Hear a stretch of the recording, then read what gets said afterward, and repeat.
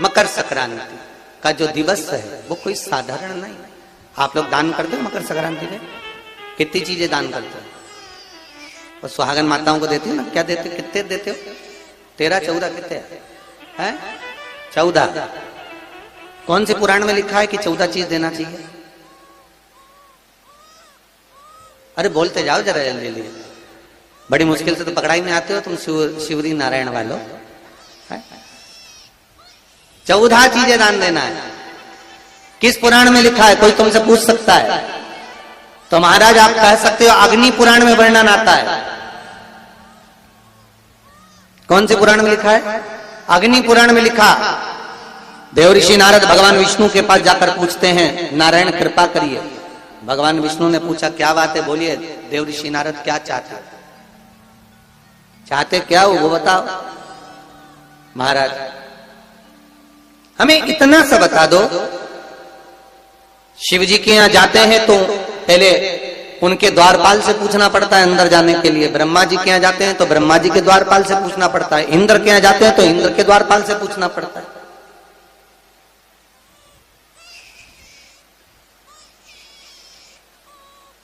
हम जितनी भी जगह जाते हैं तो कोई ना कोई द्वारपाल से हमें पूछना पड़ता है अंदर जाने के। भगवान देवऋषि नारद कह रहे हैं नारायण से कुछ ऐसी कृपा कर दो कि हमें किसी से आज्ञा लेना ही नहीं पड़े। भगवान विष्णु तो उनकी बात को बस थोड़ा सा सुने और अंदर चले गए। नारद जी को लगा हमारा तो कोई जवाब ही नहीं दिया।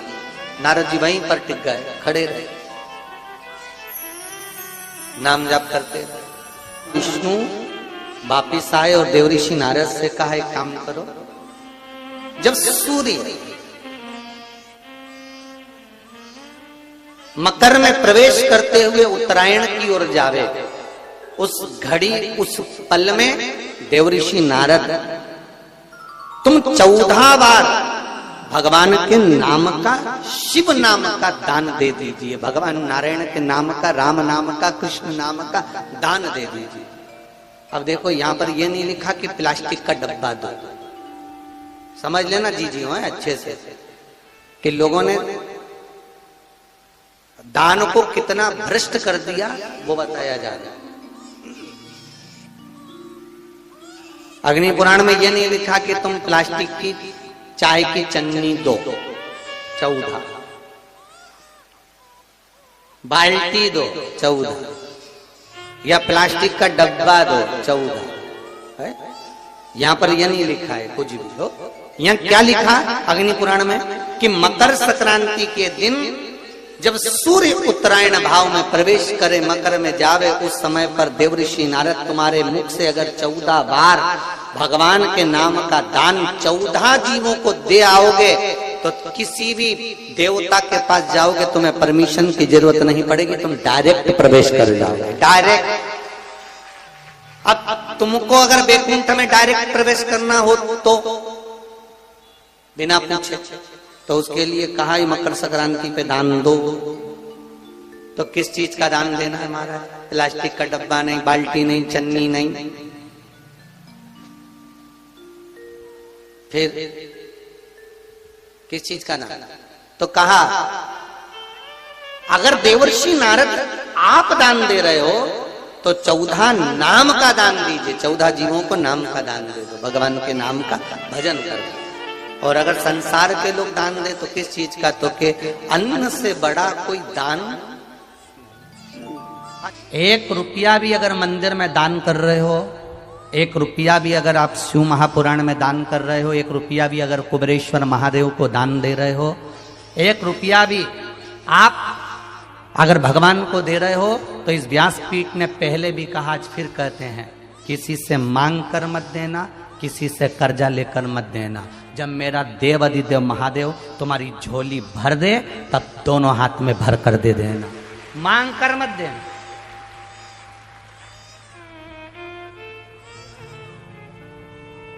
किसी मंदिर में दर्शन करने के लिए जाओ और तुम्हारे पर्स में अगर 10 रुपया नहीं है पड़ोसन तुम्हारे साथ में है, तुम्हारे रिश्तेदार तुम्हारे साथ में, और किसी तीर्थ में तुम दर्शन करने गए हो, बद्रीनाथ दर्शन करने गए हो, केदारनाथ दर्शन करने गए हो, चंपेश्वर महादेव दर्शन करने के लिए गए हो, महाकाल दर्शन करने के लिए गए हो, राम जी के मंदिर दर्शन करने के लिए गए हो, किसी तीर्थ में दर्शन करने के लिए गए हो, तुम्हारा पर्स घर पर रह गया, तुम्हारा पर्स होटल में रह गया, तुम्हारा पर्स गाड़ी में रह गया, तो भी अपनी पड़ोसन से, अपने रिश्तेदार से भगवान के सामने दर्शन करते समय भगवान सामने हैं, और भगवान के सामने तुम पड़ोसन से मत मांगना कि 10 रुपए दे, मैं तेरे को भी गाड़ी में दे दूंगी। नहीं, भगवान को बुरा लगता है क्योंकि मेरे सामने खड़ी होकर तू दूसरे के आगे हाथ फैला रही है। मुझसे कहती मैं गाड़ी में से क्या तेरे सामने अंबारियां ला कर दे देती।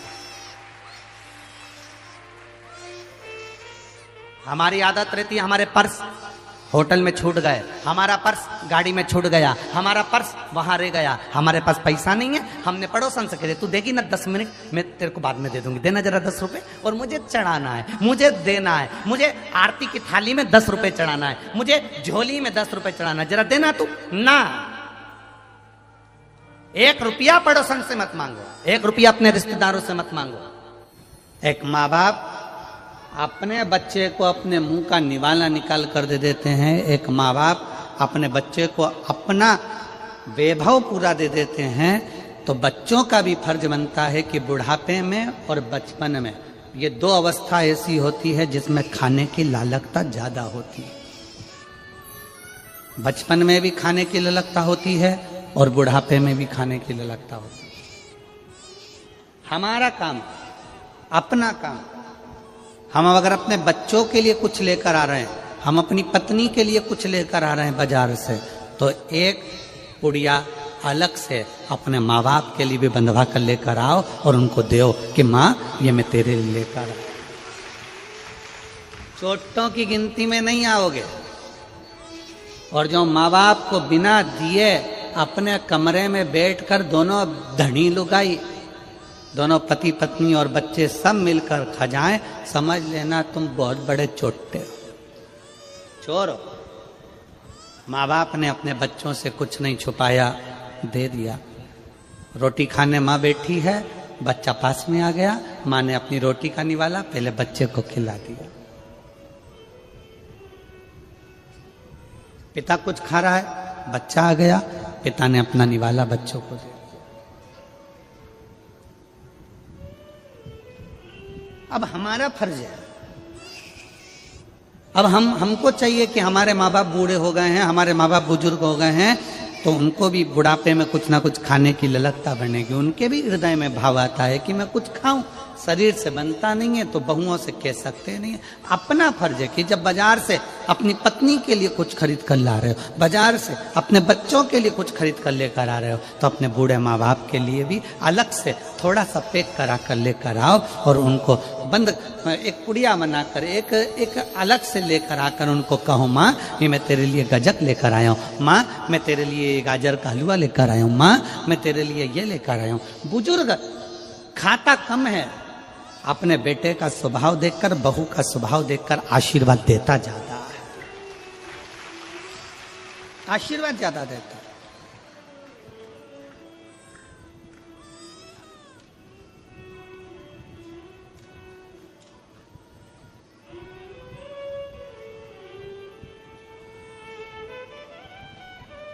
संसार सागर में एक बड़ी सुंदर कथा आती है, वायु पुराण, मत्स्य पुराण की। जैसे एक संतान हो जाती है, मान लो एक बच्चा हो गया, एक संतान हो गई, और एक संतान होने के बाद में दूसरी संतान हो ही नहीं रही। किसी को 10 साल हो गए, किसी को 8 साल हो गए, किसी को 5 साल हो गए, किसी को 6 साल हो गए, किसी को 9 साल हो गए, किसी को 12 साल हो गए, दूसरी संतान हो ही नहीं रही। आपने डॉक्टरों को भी दिखाया, इलाज भी करवाया, फिर भी संतान का सुख नहीं है। तो शिव महापुराण में बेलपत्र के वृक्ष का बड़ा सुंदर भाव कहा। जिसको संतान का सुख नहीं है उसको सफेद आंकड़े की जड़ का प्रयोग करना चाहिए। और जिसके घर में एक संतान हो चुकी है और दूसरी संतान नहीं हो रही है, 8 साल, 10 साल, 15 साल, 20 साल, 22 साल हो गए और दूसरी संतान का अगर सुख नहीं है तो उसके लिए बेलपत्री के वृक्ष के नीचे का एक भाव बड़ा सुंदर कहा गया। किसी भी सोमवार से आप ये प्रयोग करना प्रारंभ कर सकते। 11 रुद्र होते हैं, 11 रुद्र होते हैं। एक सोमवार को बेलपत्री के वृक्ष के नीचे जाइए और बेलपत्र के वृक्ष के नीचे जाकर एक एक रुद्र का स्मरण करना। क्या है? बेलपत्री के वृक्ष के नीचे जब आप जाएं तो बेलपत्र के वृक्ष के नीचे की ही मिट्टी का एक कुंड, आप लोग क्या कह सकते हैं यहाँ पर, हम क्या बोले उसको, जैसे मिट्टी का एक कटोरी बनाते हैं ना, क्या बोलते हैं उसको, कुंडी बना लेते हैं मिट्टी की। बेलपत्री के वृक्ष के नीचे की ही मिट्टी, उसी मिट्टी का एक छोटा सा एक कुंडा बना लो उसको मिट्टी का। जितने लोग आस्था चैनल पर सुन रहे हैं, जितने लोग फेसबुक यूट्यूब पर श्रवण कर रहे हैं, बड़े ध्यान से सुनिएगा, सावधान। मिट्टी की कुंडी बनाई, उस कुंडी में जल समर्पित कर दिया और जल चढ़ाने के बाद में एक घी का दिया लगाकर वहीं पर थोड़ा सा मीठा, कुछ भी जो आपके पास में हो, घर में जो भी उस समय पर आपके साथ में हो, या तो दूध घर का मीठा हो, जैसे मावे का, खोए का हो या खीर हो, तो वहीं पर एक कटोरी में थोड़ा सा रख दीजिए और उस कुंडी में जो जल चढ़ाया गया है वहां पर उस बेलपत्री के वृक्ष के नीचे भगवान शंकर के 11 जो रुद्र हैं उसमें से एक एक रुद्र का आपको स्मरण करना है। 11 रुद्र का नाम क्या है? तो पहले नंबर पर आता है कपाली, दूसरे नंबर पर आता है पिंडर, तीसरे नंबर पर आता है भीम, चौथे नंबर पर आता है विरूपाक्ष, पांचवें नंबर पर आता है बिलोहित, छठे नंबर पर आता है शास्त्र, सातवें नंबर पर आता है अजपात, आठवें नंबर पर आता है अहिष्णु, और 9वें नंबर पर आता है शंभु, 10वें नंबर पर आता है चंड और 11वें नंबर पर आता है भव।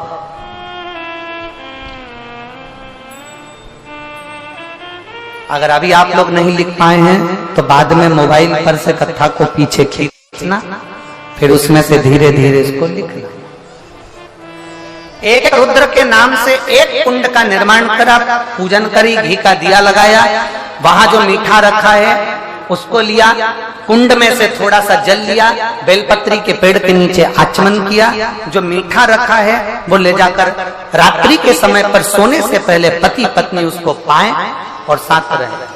एक सोमवार को ये प्रयोग करना है, फिर दूसरे सोमवार को दूसरे जो एकादश, जो 11 रुद्रों का जो वर्णन किया गया है, एक एक रुद्र का नाम लेकर एक बार कुंड का निर्माण करना है।